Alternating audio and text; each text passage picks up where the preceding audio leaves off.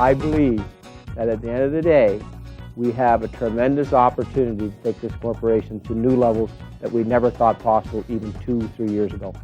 And you're going to do that? That's going to happen, without a doubt.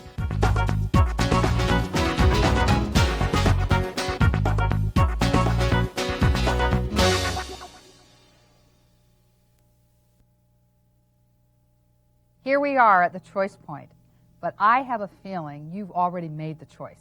See, the choice is a basic one, between 50-50 accountability and 100% accountability. We know that in 50-50, it means I'll do my part if you do your part, but it leaves us stuck in victim mentality, where we wish and we hope and we pray that things were different, and they never are different. Owner mentality, which is 100% accountability, means we ask a very fundamental question. Rather than asking, how am I to blame for something, we ask the question, how have I contributed to this situation? And there's a world of difference between those two questions. So when you make the choice between 50-50 and 100, ask yourself this question: which choice will give you greater power and freedom? This segment is about the difference between choice versus chance. Now, do you recall in segment number 1 how we talked about default behaviors, chance, things happening by themselves or automatically? Remember that? Yeah. And we even started out with some Monopoly game and the chance cards, and in Monopoly you get chance cards. Well, when you look at what happens in business, 50-50 accountability is what? Chance or choice? Chance. We get that for free. That's our card that we get. It comes with us. It's automatic. We can count on the fact that we know how to perform at 50-50. I'll do my part. If you do your part, we have competence, but we don't have high performance. So we know that in life and in business, the chance card is the card we get for free. Now, what about the choice card? Do we get that one for free? We get the chance to choose anytime we choose. Yeah, it's free. That's a good way of saying it. We get the chance to choose anytime we choose. But it is a choice that we have to make, correct? So we want to talk about the difference between choice versus chance, because those are declared choices. If we're going to behave differently, if we're going to be high performance, if we are really going to be a leader at all levels in the organization without title or position, it is a declared choice. So let's go back to leaders at all levels. Warren, we had you up front last time, spontaneously. I think Janita knows I'm going to put her up front because I put the mic on her. She has no idea what she's going to do, but Janita, why don't you come up front? We'll have you lead this section. And I'm going to take your seat. Okay. I'll try to behave. Let's start with our slide up front about have to. Take a look at what have to is, and Janita, kind of walk us through this, and let's start a dialogue. And here's what I want you to look at. What are the things in life that you have going on that you feel that you have to do? Not choose to do, but have to. And this may have been past tense for you, too. Thanks, Loretta. I think I'll start by sharing my thoughts on choice. And I honestly believe it takes just as much effort to be miserable, hold grudges, conspire. It takes a lot of energy, actually, to hold that and carry that with you. So when you make the choice to be committed partners rather than the other things I mentioned, it is equally as difficult, but I think that's the choice. Both of them require effort and energy. One makes you feel a heck of a lot better than the other. So in my mind, that's the choice. So what I thought we could do now is maybe I'll pick on Faith. Would you like to share what you've learned this week on any of the 4 up on the screen? Okay, so how about mindset? Nothing will change. I think you have to believe that you can change things going forward. I mean, we can all sit and feel a bit resigned and just say, yeah, you know, it's whatever, it's not really going to change, it's the flavor of the month, it's, you know, forget it, we've tried stuff before and it's never worked. Or we can accept that change is always possible and that we are the change and we need to be the change and we need to make the commitment to go forward with the change. And we also have to recognize that we won't get it right. Like, for sure, we'll fall, like I fail frequently.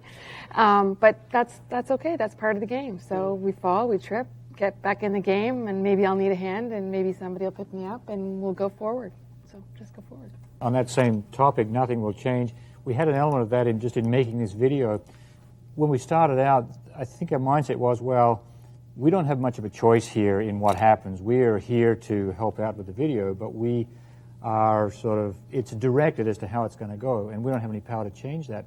And I think on that first night when we had the discussion, and we actually said some things around, well, gee, this didn't seem quite right to us, and it changed. When Loretta came back the next day, that we had a discussion about it, we had some dialogue on it, and some changes did happen on something that we thought on the first day couldn't change or shouldn't change, or well, not so much shouldn't change, but couldn't change. It was set, and so that was a good example just in making this video of how things can change if we speak up and try to make them change. If I build on that example, Warren, those conversations that we had after, I think, the third segment, I think at the beginning I was a bit of a victim, and like I don't have any control about what's going on out there, and I could be a victim in terms of, okay, this session is going on in English. This is my second language. I've got some sort, and I could say, well, this is unfair or something like that. And having that discussion just brought up to the next level, and in my mind, move away from being a victim and just live with what's out there, but contribute to what's out there and change things. Excellent point. One of the points, too, you mentioned, Warren, about speaking up is the nothing will change.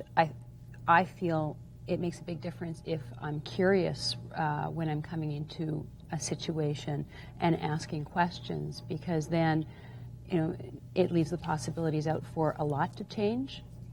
Does anyone have any feelings to share about feeling powerless? Whether it's a situation at work or something that happened here this week. My big takeaway is that I have really a heightened sense of awareness of my impact on other people. And in particular, not just the words I use, but how I use the words. I have a sarcastic brand of humor, and for people that don't know me well, that can be quite biting, and I can be critical. And all those things can come across as blame, because I deliver it in such a way, or I have delivered it in such a way that it sounds like blame. So that's my big takeaway. I have something to add about powerless. Sometimes we think being powerless has to do with not having power. And yet I can look at this week and say, okay, I had a lot of freedom and choice in what I wanted to do in the video, and I can still feel powerless in the face of everything. I can feel that, there are a lot of people behind the scenes and things have to be done. There's the have to up there. We have to do it this way. We have to get so many segments. We have to get so much time in. We have to cover so many points. So even though it may look to you that as a leader I might have power, the internal state for me can very often be powerless also. So I just wanted to make the distinction that it doesn't have anything to do with whether you are perceived to have power or whether you have title or whether you have position. It makes no difference whether you're a manager, a leader, or employee. Any of us can feel powerless. And that helps me complete my point with the feeling, in that the connection to the feeling is the people receiving my sarcasm and criticalness is that they feel powerless, and they don't feel like a leader. I really like that point on the powerless part of it, because it's easy for me to make an assumption that someone is, calling the shots or doing something or making the decisions, when ultimately they're often reporting to someone else, and all it takes is one question or one point to change the course of everything. And if everyone's doing the dance and assuming that somebody else is in control, then nobody's in control. Janina, what if we turn to choose to? All right, this is the fun one. What I've noticed on energy and passion is that there's some days I feel I have enough enthusiasm for 100 people, and, which could be a bit scary too. But what I've learned is that if you have enough enthusiasm for 100 people, share it, because some people need it more than we'll ever know, whether it's that given minute in their life or something's happening with them at home or what they're doing. Just the power we all hold within ourselves to brighten someone's day, because I think a lot of this speaks to catching people doing things great. And I think it'd be great right now to share stories if anyone has any. I'm sure we all do. If anyone can choose one, to speak to catching people doing things right and how that positive vibe in terms of anything is possible and feeling powerful continues to build. And maybe we could even add it in this context, since we're talking about high performance and building a high performance team. What acknowledgments do you have for one another during this week? Because a big part of high performance is not just examining blind spots, but it's what are we doing great that we want to pull out and acknowledge each other for, so we're able to do more of that. Well, for me, one of the big takeaways through the Teams Plus has been the quote that's used from Viktor Frankl about there's a space between the stimulus and the response, and in that space you have the power to choose. And that's what this is all about, is stretching out that pause, that space, and having the freedom to choose to go one way or another. And it really, it embodies all of those 4 points about being an owner, about being energized, about recognizing that anything is possible. And when you have that choice, it's a pretty powerful feeling to not fall into the trap of reacting negatively to somebody saying something or doing something. And you know, oftentimes just taking the time to recognize somebody for doing what's right and acknowledging. The other piece that I've taken out of it is something that came out of a session that Faith and I were in, and you know, it's related to the stimulus and response thing, and there's a lot of times when just saying "so what." There's a lot of power in just saying "so what." It's not really important. That's my preference. It's what the other person values as being what's important. And if it's important to somebody else, then so what about what I think? Mm-hmm. And so with that, with what you learned, Mike, who in this room, either on the set or off the set, because we've got all these people off the set here, made a difference to you this week by something they said or something they did that raised the bar for you? Who would you acknowledge? Well, I think all of the 7 other people that are sitting here up at this desk, we've all had little interactions periodically. You know, it gets to be that you almost start to take it for granted that people are doing things and you don't acknowledge them. You know, I had a conversation with Faith, and some of the words that she used brought me back to a previous session. Ramey had a conversation with Kelly about something that happened yesterday, and you know, thanks for having that conversation with Kelly, and thanks, Kelly, back there.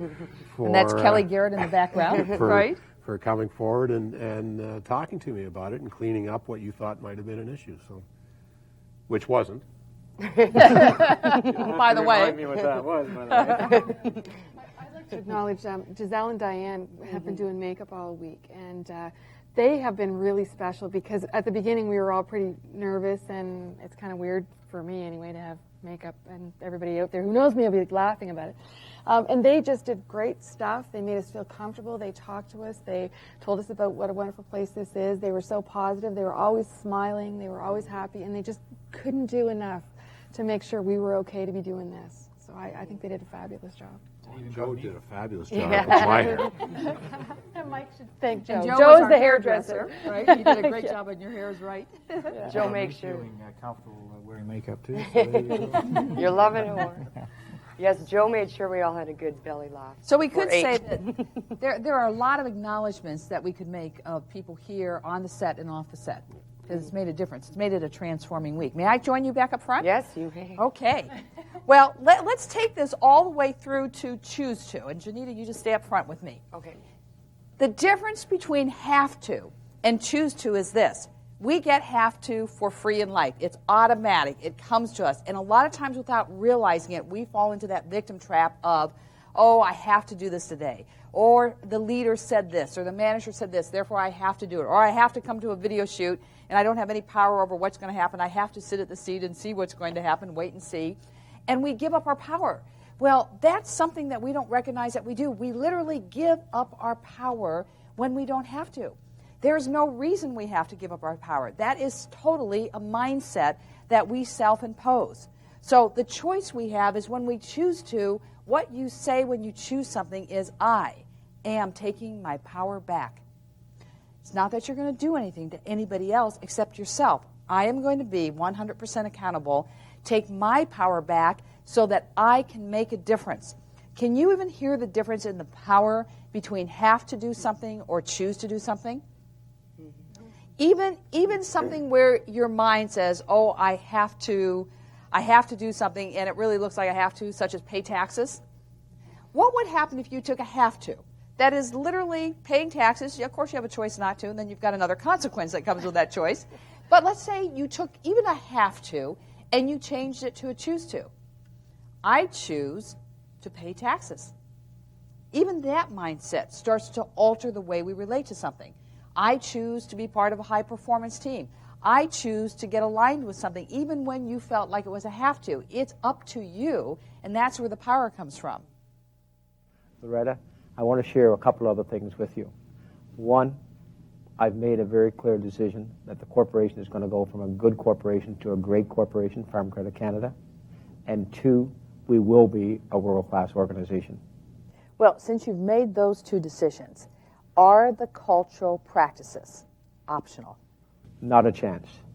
I want to expand on that a bit because I've seen and have experienced that certain days we get people that truly are following the cultural practices, but certain days they don't feel good or whatever. They don't want to align to the cultural practices. It's not optional. The cultural practices are there. They're Farm Credit's cultural practices. They need to be adhered to. So that means there's no off and on switch. Like some days we're going to use them, some circumstances we're going to use them, other times I'd rather just forget them. That will just not work. In my mind, my opinion, when you have the on-off switch, you're not truly aligned to the cultural practices. Now, I know there's going to be slip-ups. I know there's going to be breakdowns. But our cultural practice does provide for recovery. That's what I'm going to be looking for. Well, not only does it provide for recovery, but you have committed partners, correct? Very much so. And what do they do in this? And the committed partners are there to help you in terms of identifying your blind spots and work with you.